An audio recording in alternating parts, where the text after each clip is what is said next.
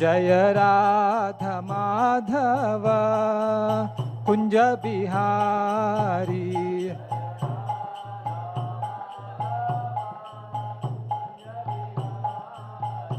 जय Radha Madhav Kunj Bihari.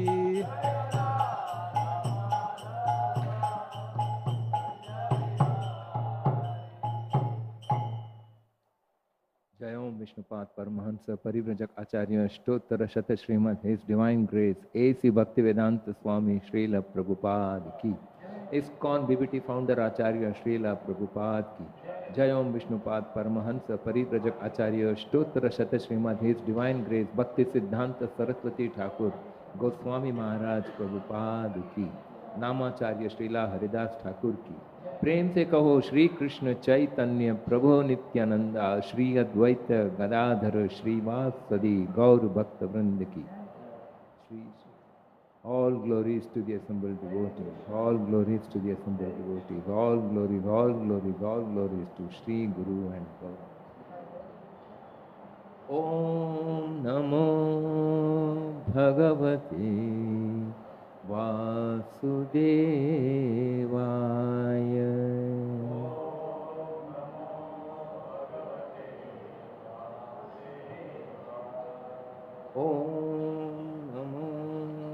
Bhagavate Vasudevaya.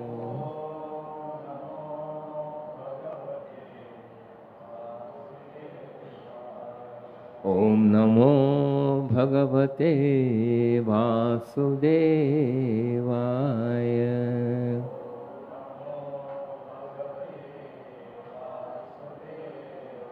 Narayanam Namaskrityam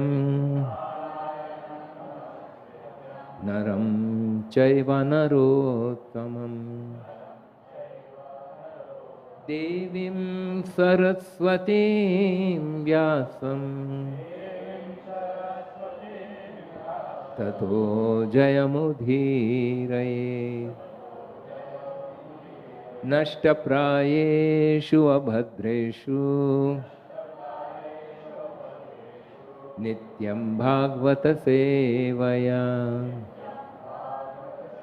Bhagavati Uttama Shloke Bhaktir Bhavati Naishtiki Krishnaya Vasudevaya Devaki Nandanaya Cha Nanda Gopakumaraya Govindaya Namo Namaha Namaha Pankajanabhaya Namaha Pankajamaline Namaha Pankajanetraya Namaste Pankajangriye. Reading from Srimad Bhagavatam, Canto 2, Chapter 10, verse number 20. Nasike nirabhidyetam Doduyati nabhasvati Tatra vayur nandavaho Prano nasi jigrukshitah. Nasike nirabhidyetam Doduyati nabhasvati Tatra vayur gandavaho Grano nasi jigrukshitah. Nasike nirabhidyetam Doduyati nabhasvati Tatra vayur gandavaho Grano nasi jigrukshitah.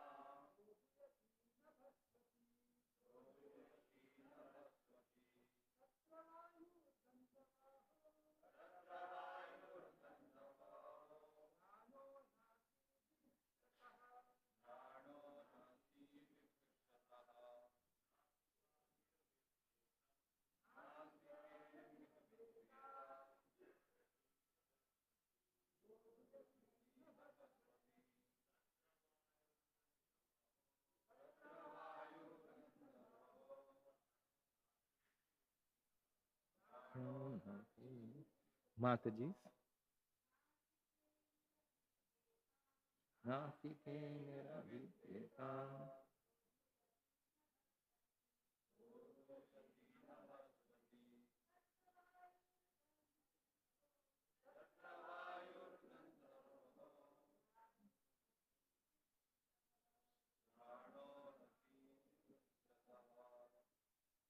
Word to word meaning.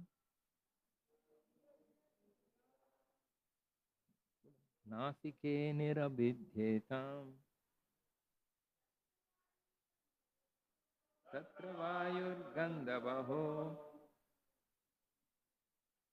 grano nasi jigrukshataha. Word to word meaning. Nasike, in the nostrils. Nirabhidyetam, being developed.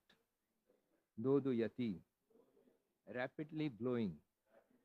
Nabhasvati, air respiration. Tatra, thereupon. Vayu, air. Gandhavaha, smelling odor. Grana, sense of smell. Nasi, in the nose. Jigrukshataha, desiring to smell odors. Translation and purport by His Divine Grace, A.C. Bhaktivedanta Swami Srila Prabhupada. Translation. Thereafter, when the Supreme Purusha desired to smell odors, the nostrils and respiration were generated, the nasal instrument and odors came into existence, and the controlling deity of air carrying smell also became manifested. Purport. The nasal instrument, odor, and the controlling deity of air, smelling, etc., all became manifested simultaneously when the Lord desired to smell. The Vedic mantras confirm this statement in the Upanishads statement that everything is first desired by the Supreme before the subordinate living entity can act upon it. The living entity can see only when the Lord sees. The living entity can smell when the Lord smells, and so on. The idea is that the living entity cannot do anything independently. He can simply think of doing something independently, but he cannot act independently. This independence is in thinking, is thereby the grace of the Lord. But the thinking can be given shape by the grace of the Lord, and therefore the common saying is that man proposes and God disposes. The whole explanation is on the subject of the absolute dependence of the living entities and absolute independence of the Supreme Lord. Less intelligent persons claiming to be on an equal level with God must first prove themselves to be absolute and independent. And then they must substantiate their claim to being one with God. ॐ अज्ञानतिमिरन्दस्य ज्ञानाञ्जनशलाखय चक्षुरुन्मिलितं येन तस्मै श्रीगुरवे नमः। श्रीचैतन्यमनोभीष्टं स्थापितं येन भूतले स्वयं रूप कदा मह्यं ददाति स्वपदान्तिकम्। वन्देऽहं श्रीगुरो श्रीयुतापदकमलं श्रीगुरून् वैष्णवांश्च श्रीरूपं साग्रजातां सहगणा रघुनाथान्वितां तं सजीवं साद्वैतं सावधूतं परिजनसहितं कृष्णचैतन्यदेवं Shri Radha Krishna Padan Sahagana Lalitam Shri Vishakhan Vitamscha He Krishna Karuna Sindho Dina Bandho Jagatpati Gopesha Gopika Kanta Radha Kanta Namostute Tapta Kanchana Gaurangi Radhe Vrindavaneshwari Vrishabhanu Sute Devi pranamami hari priye vancha kalpatarubhyascha kripa sindhubhya evacha patitanam pavanebhyo vaishnavebhyo namo namah. Jai Shri Krishna Chaitanya Prabhu Nityananda Shri Advaita Gadadhar Srivasadi Gaur Bhakta Vrinda.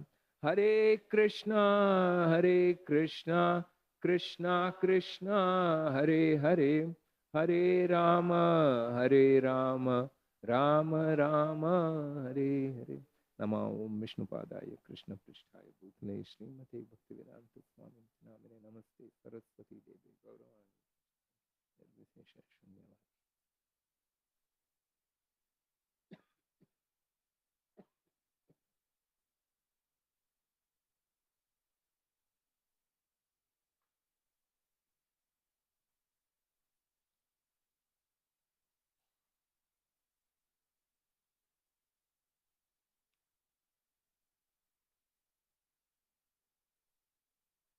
So we are on the 10th chapter of the second canto of Srimad Bhagavatam, and the verse we are reading is verse number 20. Before we touch upon the current verse, let us take a little flow in which this verse is coming, and actually we will go back to the 8th chapter of the same second canto, verse number 11. In the 8th chapter, Parikshit Maharaj is asking a series of questions, almost 10 to 20 questions. And in verse number 11, he is asking a question pertaining to the topic we are under discussion. So, in reply to that question of Parikshit Maharaj, that question is, can you give details of the description of the universal form of the Lord? This is Parikshit Maharaj's question to Sukdev Goswami. In reply, Sukdev Goswami is speaking, and the reply is spreading out from verse number 10 to verse number 30. So this is the reply for that question. So the details of the universal form of the Lord, that is what is under discussion.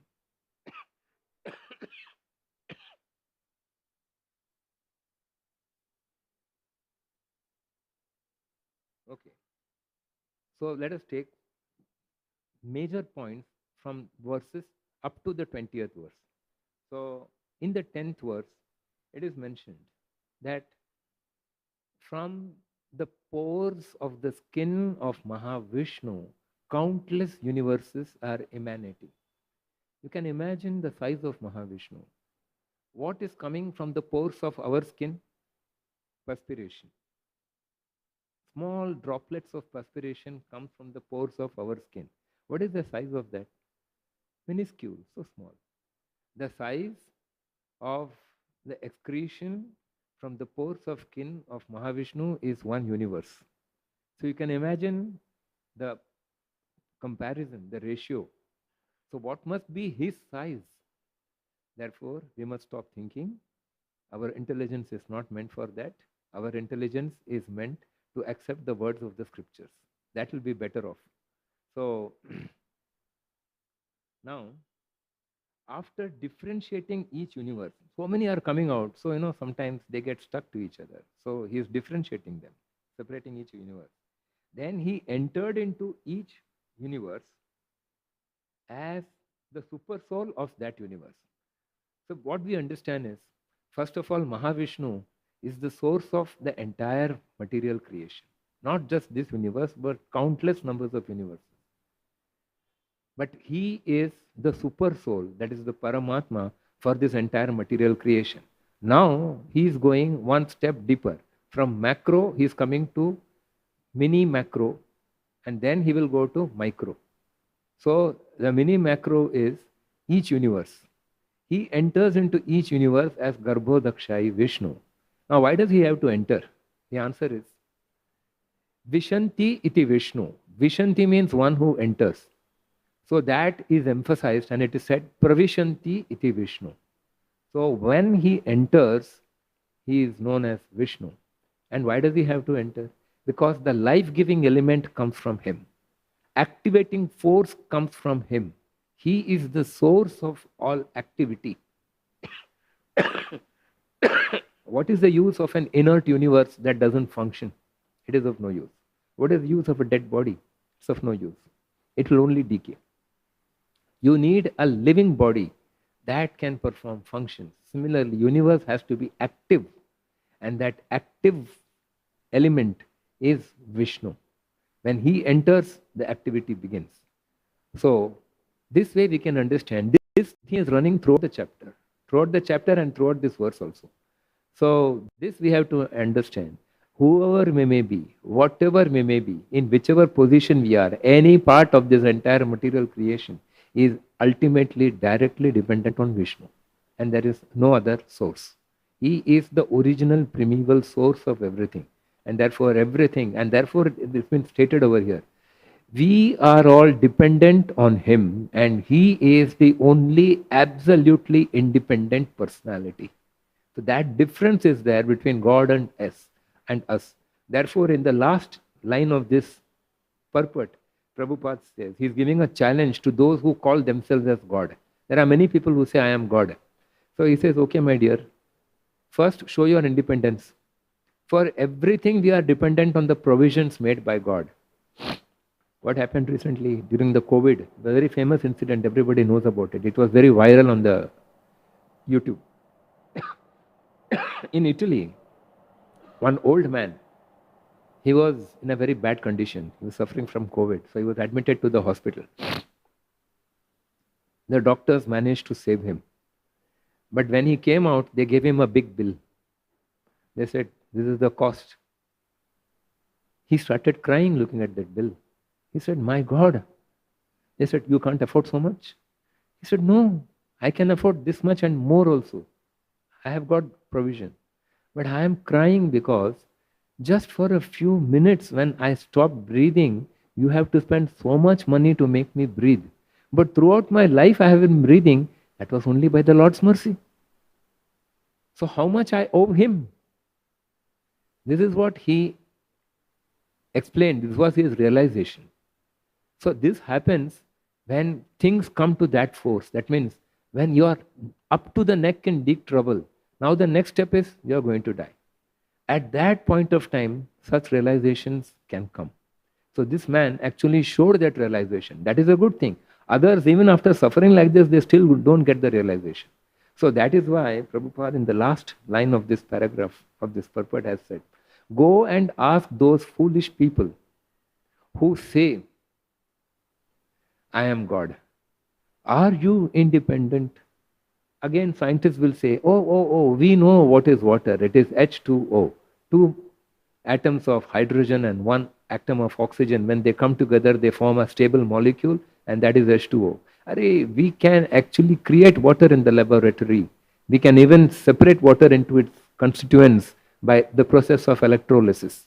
Of course, we have done it in the school. We have done all these things. But Prabhupada asked a simple question. Which factory can produce as much water as there is there in all the oceans of the earth? Nobody can do it. What is the volume? What is the size? What is the quantity? So therefore, we must understand who is God, what is his magnitude, what is his ability, what is his reach, and who are we as compared to him.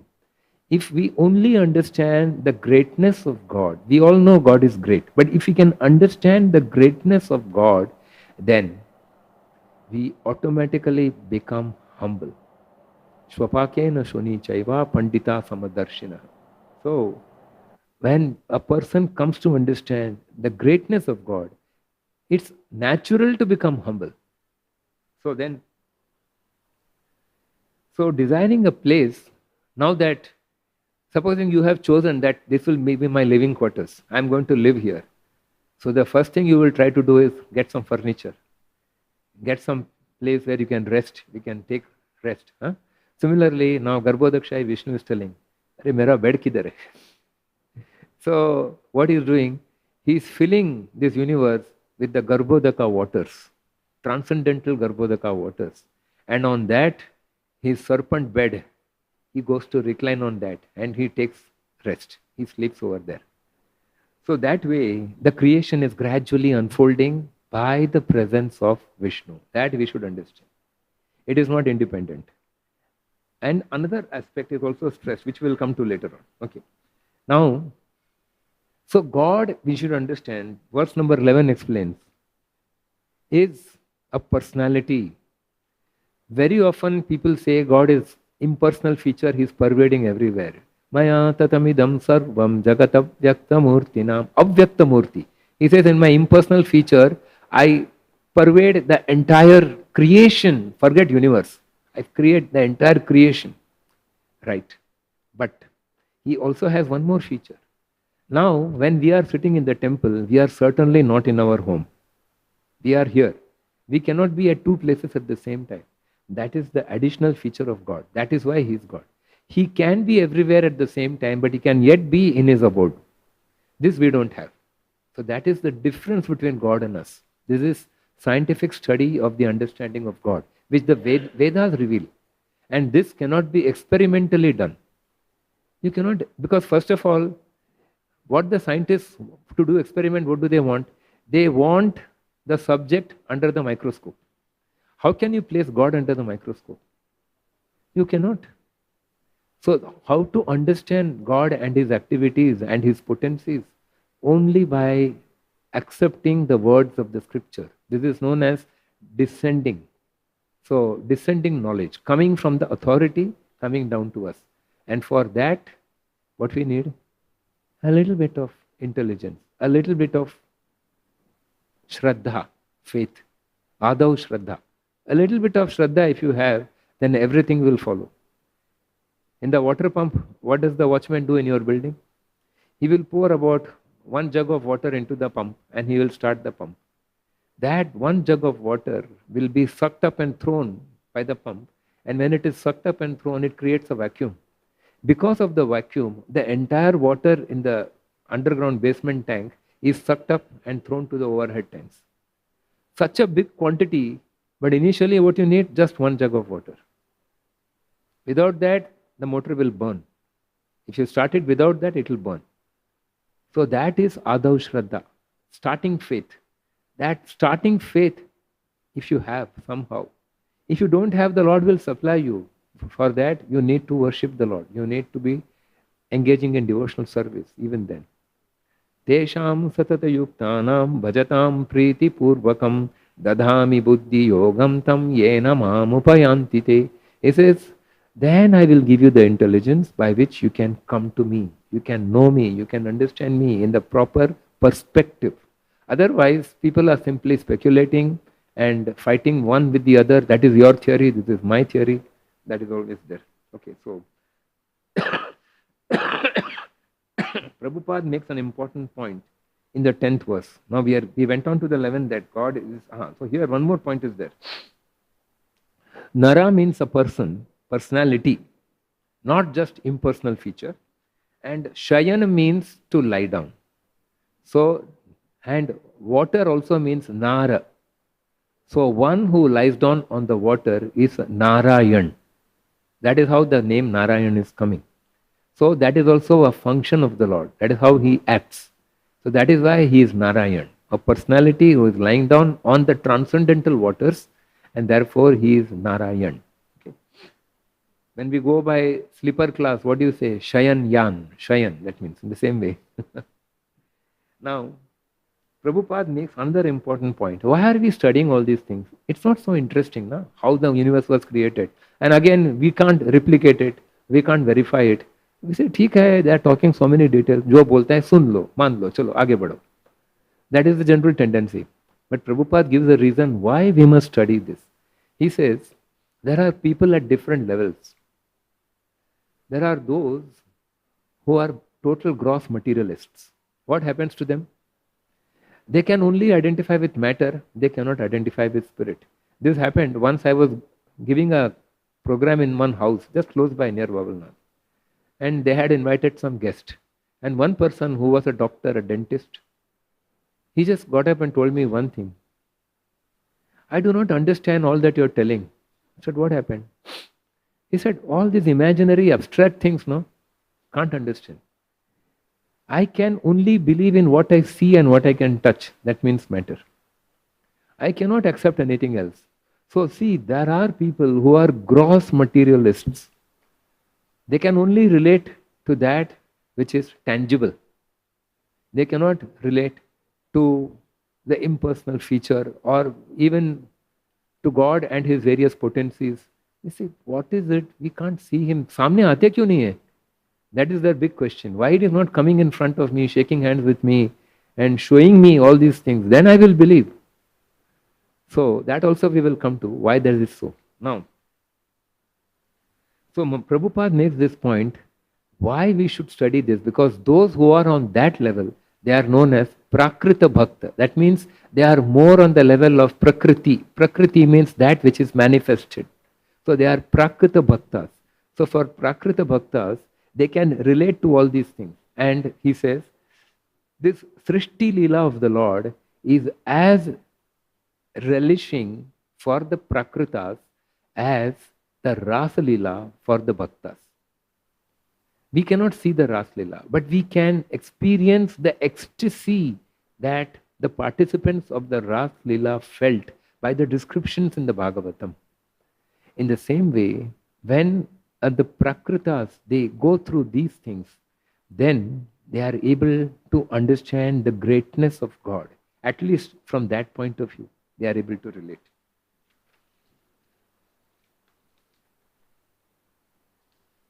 And Bhagavad Gita highlights this in the verse, chapter 9, verse number 10. Maya Dyakshena Prakriti Suyate Sachara Charam Hetunanena Kaunteya Jagat Viparivartate. What does it mean? It says, Krishna is telling to Arjun in the 9th chapter, verse number 10. Maya Dyakshena, under my superintendence, this entire nature is working. Another one shortcoming of the scientists is they will study in detail all the physical laws of nature. They will observe it, they will replicate it, they will diagnose it, they will put it under the microscope, break it threadbare, बाल का खाल निकालना बोलते हैं ना वैसा. They will do everything.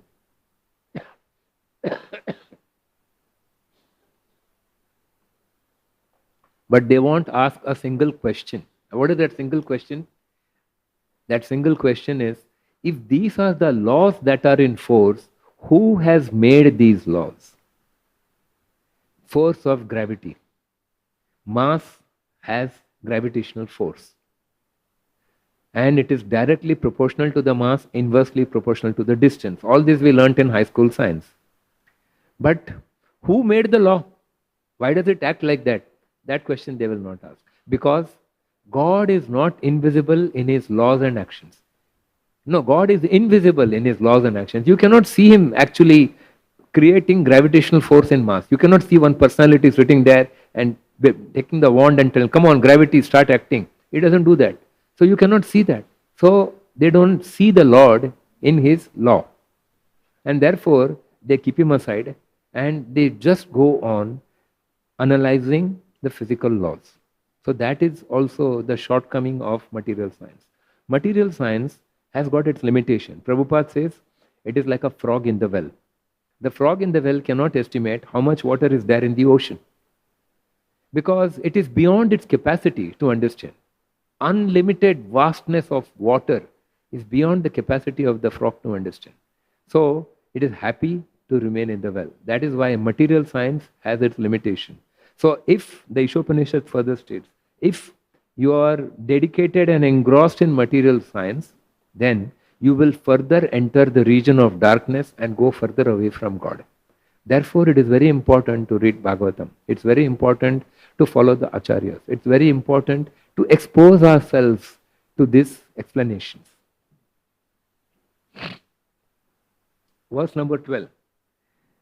This shloka talks about the vulnerability of material creation. Material creation may be gigantic. Material creation may be very powerful. But it is like a pack of cards. Children, when they play with cards, they put the card like this, 1, 2, 3, 4, and they place cards above that, and again above that. They build a tower out of cards. But then, just one whiff of air, just one touch with the finger, and what happens? The whole thing collapses. That is how material creation is made of. And we have seen proof of this again and again. Huge mountains coming crashing down, landslides, people losing their lives, tsunami.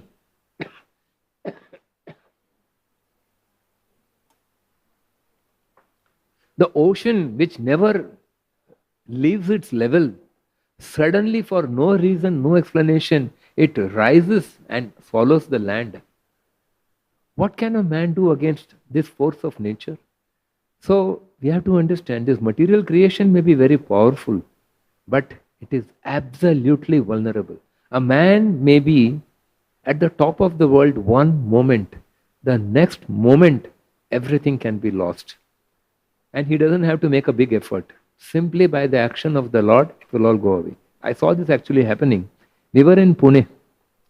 There was this Pune Yatra. Somewhere, I think 26th January was the date. I don't know which year. Some of you may know. The huge earthquake that took place in Gujarat. Bhuj was actually flattened. And in Ahmedabad also, it was felt and some buildings collapsed. Then we learnt in the evening, the radio news, one entire family was trapped in their building on the ground floor, and the whole building collapsed with all their wealth and all the family members. They were finished just in a matter of few minutes. Everything was lost.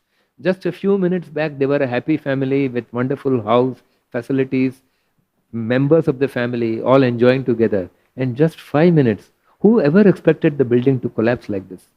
But this happens by the force of nature. This is material nature. That is why Prabhupada says, material happiness is an absurdity. Whatever you may have can go away in no time. He says, therefore, do not be engrossed in this material happiness. Do not try to be drowned in it. Do not try to work for it. Do not try to put so much efforts just to have some material pleasures and happiness. And this also brings us to another important point. Senses. We have 5 senses. What are these senses? You have a camera can also see. But can it sense? It's inert. It cannot sense. If you take picture of an accident, the camera has no reaction. But if a human being sees an accident, immediately he goes into shock. Oh God, these people have been killed. My God. That is the reaction. What is the difference between camera and the human eye? Human eye also is a camera. It has got all the ingredients that are there in the camera. Science and technology can reproduce what is there in nature, but cannot do one thing, cannot infuse life into inert objects. That is the monopoly of the Lord. So we have these senses, but these senses are the gross senses, but attached to the gross senses are the subtle senses. And what are these subtle senses? The subtle senses is actually that mercy and the power of the Lord which makes the gross senses work. What do the subtle senses do? They convey the impulses from the gross sense, be it the ear, the eye or the tongue, to the heart which experiences. Why heart? Heart is the seat of the soul. The soul is there. The soul has nothing to do with matter. But what are we seeing? Material objects. What are we tasting? Material things. What are we hearing? Material music. But how is it? It touches the heart. This intermediary factor. So, there are 3 features in how the Lord makes this entire material creation work. And these 3 features are Adi Bhautik, Adhyatmik and Adi Daivik. Adi Bhautik is the gross material organs. You can see the retina of the eye, you can see the eyelids, you can see the iris, the pupil, all these things which we have learnt in high school science. But that nerve which conveys the impulse of the image from the retina to the heart, if that doesn't work, A person may have healthy eyes, but he cannot see. So what happens? The Adi Bhautik is the eye, the Adi Daivik is that, or the Adhyatmik, that is that subtle sense. And Adi Deva, that is the controlling deity of every function. So we see, but what facilitates our sight? It is the sun. Sun has light. Without light we can't see. Even just 1 centimeter away what is kept we cannot see. Because that power of the sun is required. And the sun is the demigod who controls the sense of sight in every individual. So these 3 functions are mentioned here separately. So what is this material creation of the Lord? This material creation of the Lord is nothing but the compassion of the Lord. You may wonder, how can you say it is so fragile, it is so temporary, it is causing us so much pain because in this material nature we again and again suffer. How can you say it is the compassion of the Lord? The answer is, why have we come into this material creation in the first place? All these things we cannot understand with our intelligence. Another video clipping which I remember, I saw, and many of you must have surely seen it, that again brings out this fact very nicely. There were twins in the womb of a mother. So one child is asking the other child, do you believe in mother? The other child is telling, of course, why not? She is the one who is nourishing us. She is the one who is protecting us. She is the one who is making us grow. And she is the one who will give us birth.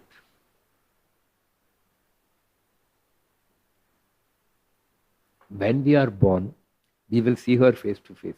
She will hold her in her arms. She will love us. The first child is telling, what are you talking? It doesn't make any sense. Exactly the same way, the scientists are totally engrossed in matter.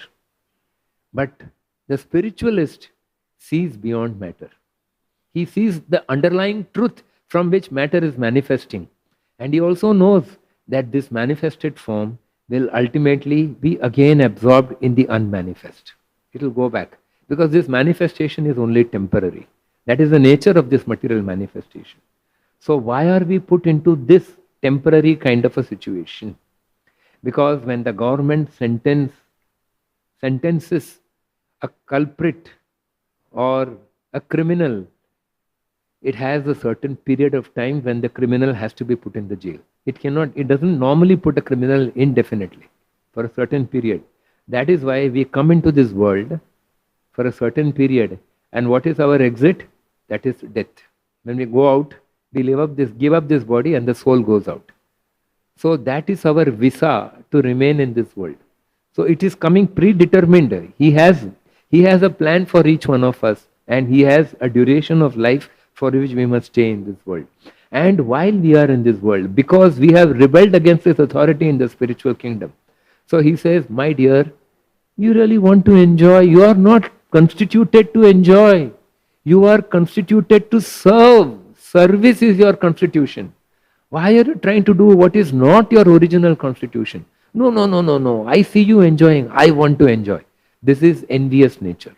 When the envious nature comes, immediately the person is banished and under the control of the police force. That police force is Maya Devi. She takes charge. Krishna bhuliya jeev bhoga vancha kare nikatastha maya tare jhapatiya dare. She will immediately capture that person and put him in jail. And she is the jailer. And this jail is Durga. Durga means a fort. And she is Durga, the keeper of the fort. So her duty is to confine the living entity within the material creation and take care of the... She doesn't want to kill. She wants you to grow and go back. So then she does the needful. That is what she does. She is...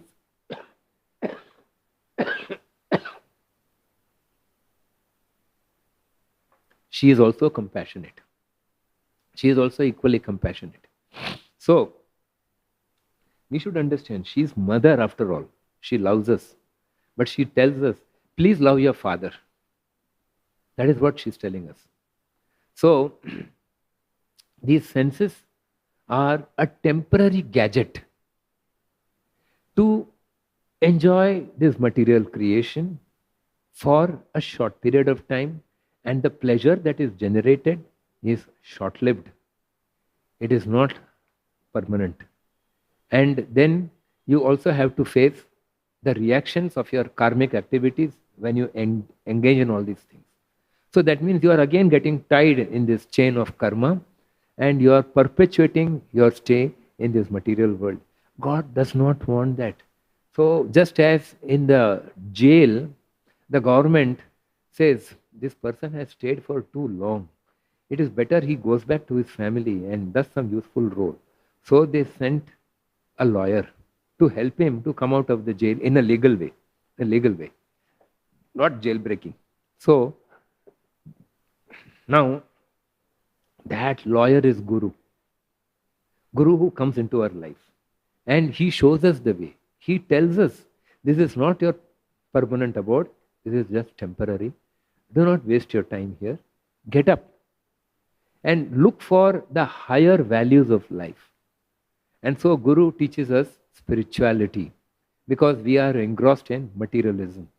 He is like raising our vision from ritual to spiritual. That's what he's doing. Otherwise, we are engaged in ritualistic worship, and we are wondering why things are not happening in my life. Because we have to engage to our true nature. We are spiritual beings. So when we understand that, then we can come into that fold, and then we can take it up. So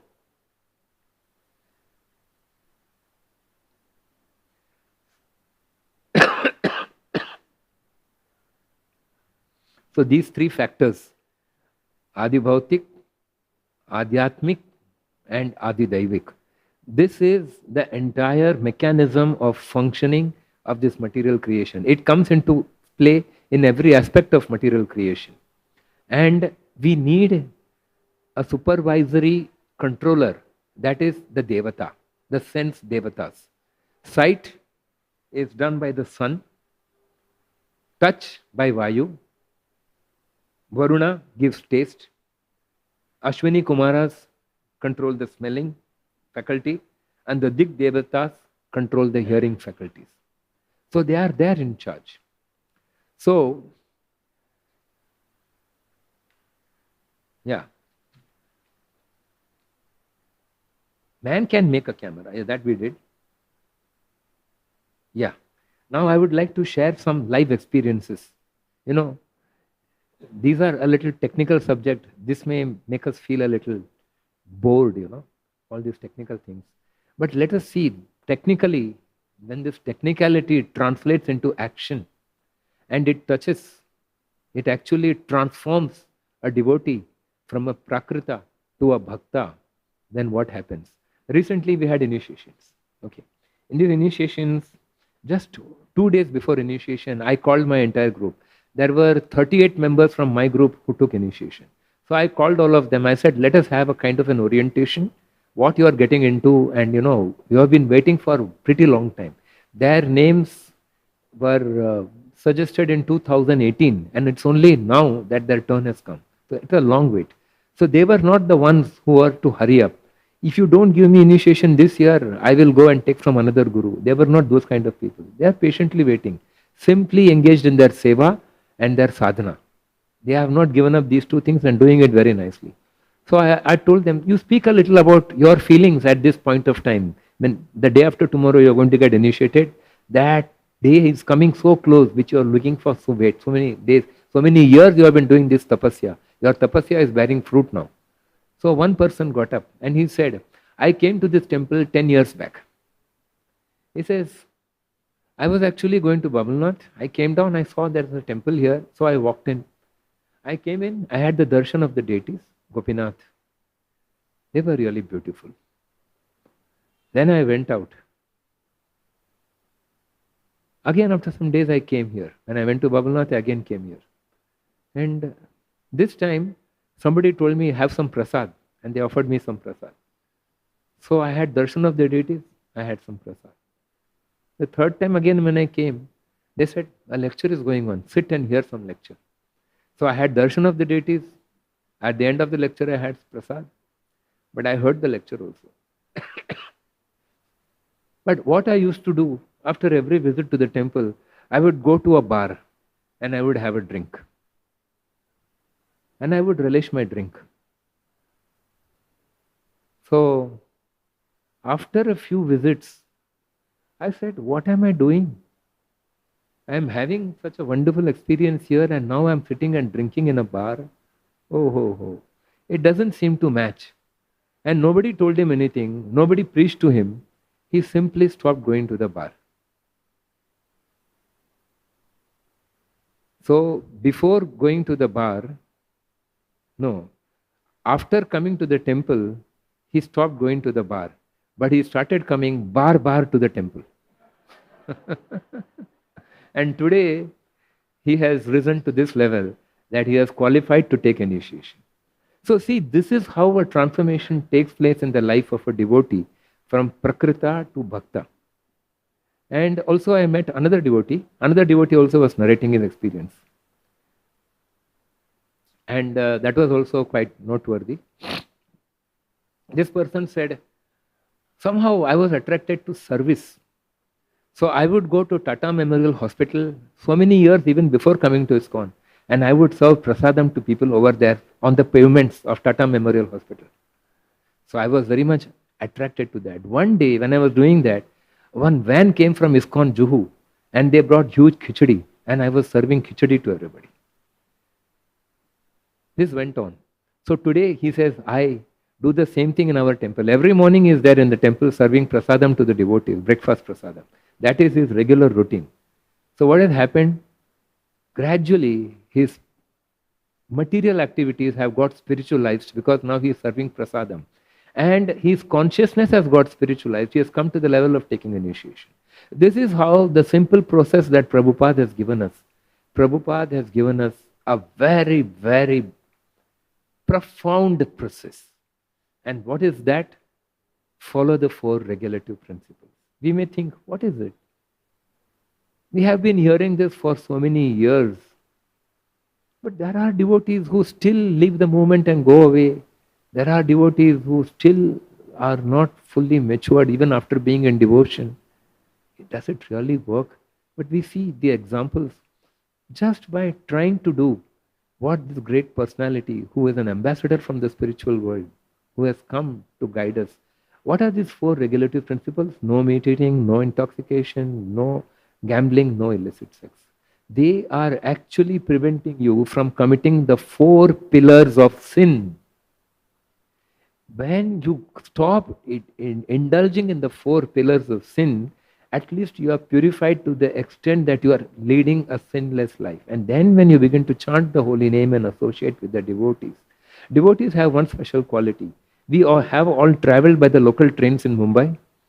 If you want to get on, what do you do in a crowded train? You have to plan in advance. Before the station comes, 2 stations before that, you have to stand up from your seat. And you have to put yourself in line to come to the gate. So many people are standing in front of you. Aapko utarna hai, aapko utarna hai. You have to ask the person in front of whom. And you see the person behind you. And he says, aapko utarna hai. You say, हाँ हमें उतरना है. He says, हाँ मुझे भी उतरना है. Then you know that you are in the proper line. आगे वाले को उतरना है, पीछे वाले को भी उतरना है. Now you are parking yourself in between these 2 people. And what happens when the station comes? धक्का मार के आपको उतार देंगे. They will push you and bring you down to the platform. So the devotees also are like that. वो धक्का मार के आपको भगवान के चरणों पे लेके जाते. They push you and take you ahead to the lotus feet of the Supreme Lord. So this is how the association of devotees is very, very powerful. Now, a few features we saw. Now, just 2 words. 2 great saintly persons from the temple of Guruvayur. Now we know Sant Tukaram in Maharashtra. What was the greatness of Tukaram? He went in the self-same body to the Vaikuntha. How did he go? The Vaikuntha Viman. There is record. You can ask, who told you? How do you know? Well, these are all records preserved in the temple in the memory of the devotees, which has come down in disciplic succession. So we know it. We accept Shabda Praman. Similarly, there were two devotees who were contemporaries, and they both ascended to the Vaikuntha. Viman came for both of them. One of them, Puntannam Nambudri, and the other, Mepatur Narayana Bhattidari. This Mepatur Narayana Bhattidari is the one who wrote the Narayaniyam. Those who may have some contact with South India may have heard this name. It's a very popular recitation that people do. The entire Srimad Bhagavatam is compressed into 100 10-line verses. Dashakas they call it. So that Mepatur Narayana Bhattidari is the one who did that. And he did it sitting down in the Guruvayur temple on the platform, there are two raised platforms on two sides and the narrow passage in between through which the devotees enter the main sanctum. So before they come for darshan, on both sides there are these raised platforms and there are pillars. So when Bhattidari was sitting there and he was not able to understand the feature of Lord Narsinghdev. So he said, "Oh my Lord, I am not able to write any further." How was Narsinghdev looking? From one of the pillars, Narsinghdev actually emerged and gave darshan to Bhattidari. And looking at that, he started describing the feature of Lord Narsinghdev. Similarly, at one point of time when Ramayana was being mentioned, Bhattidari got angry when Ram exiled Sita because a Dhobi said something. "What is this?" he said. "Why should Ram do like this?"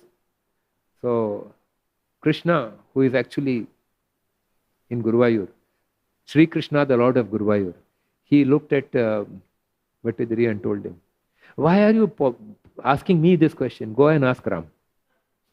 So this way, there was a casual flow of exchange of information between the devotee and the Lord, and that is how this great epic has come into being. And today, and this was written by him because he was sick. There are so many details, I don't have time to go into that.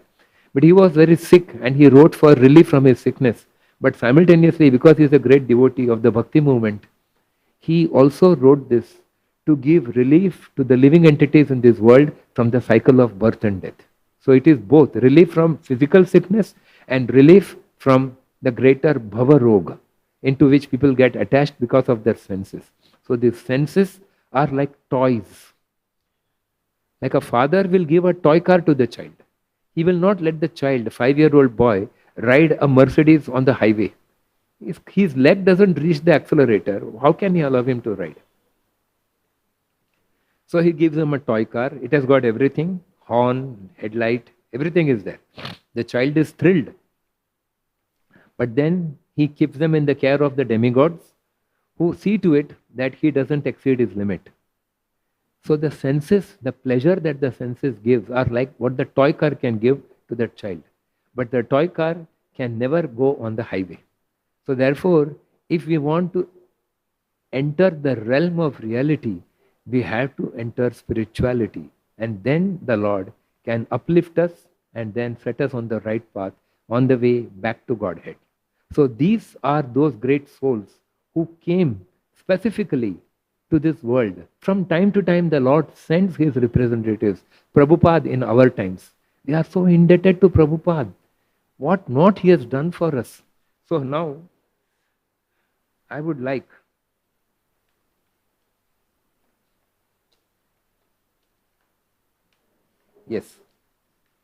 to make an offering to Prabhupada. We know on the 28th of August was Prabhupada's appearance day. Was Prabhupada's appearance day. And so all devotees wrote an offering. So that was the time I was preparing for this lecture. So this thought came to me, how Prabhupada has saved us by telling us, rise above these sensory perceptions and go for the spiritual senses. Understand who actually owns these senses, who is the owner of yourself. Our entire soul is his part and parcel. Krishna is the whole and we are his part and parcel. And this material body also is his creation.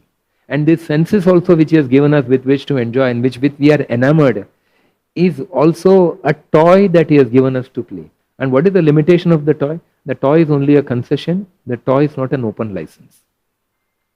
So let us learn to remain within our limits and actually rise up from the level of toying with the idea of playing in this world and actually surrender ourselves to the will of the Lord and take shelter of Him, take shelter of great devotees like Prabhupada, Guru Maharaj, and so many seniors who are striving on this path for perfection. So this offering is like this. Srila Prabhupada, you are so great because you lead a world that's caught in a knot. You've come here just to untie that knot and set the souls free, save them from distraught. You descended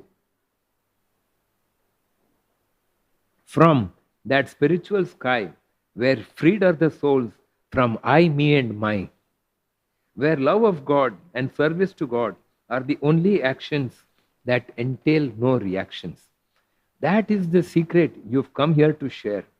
From the pangs of suffering, the world to spare. Your teachings as under, you gave us unsought. With fatherly affection and love you have taught. Your senses are Krishna's and you too are Krishna's. Utilize your senses for the pleasure of his senses. Knotted you will be when you gratify your senses, and sorted you will be when you satisfy his senses. That is the way to untie the knot in the material world to not get caught. Grateful are we to you on this day. Please bestow your grace to your teachings embrace. Hare Krishna, Krishna Krishna, Hare Hare, Hare Ram, Ram Ram, Hare Hare. Hare Krishna. Thank you very much.